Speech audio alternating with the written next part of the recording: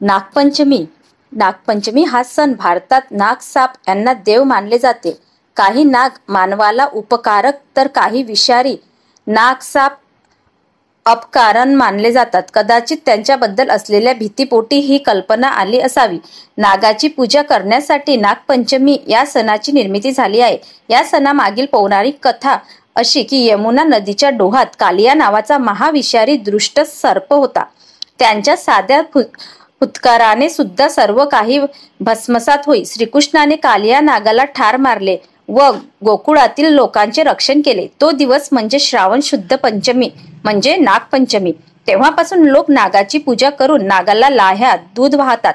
नागदेवतेने प्रसन्न होऊन आपल्याला त्रास देऊ नये ही या मागची इच्छा असते। या दिवशी नागदेवतेबरोबर श्रीकृष्णाची सुद्धा पूजा करतात। अंगणात रांगोळीच्या ठिपक्याने नाग काढतात। पाटावर चंदनाने 5 फण्यांचा नाग काढतात। नवनागांची नावे घेऊन यथासांग पूजा करतात।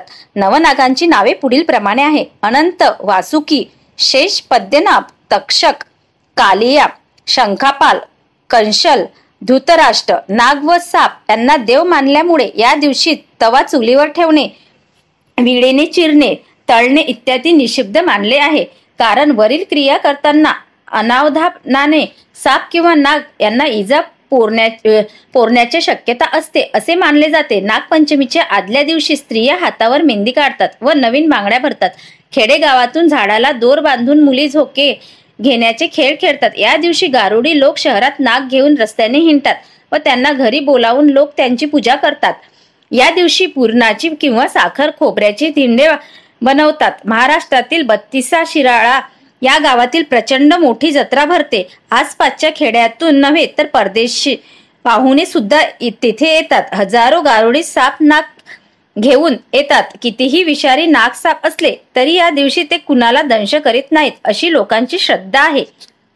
तर मैत्रिणींनो, कहाणी आवडली असेल आणि माझ्या चॅनलवर नवीन असाल तर चॅनलला सबस्क्राईब करा, लाईक करा। धन्यवाद।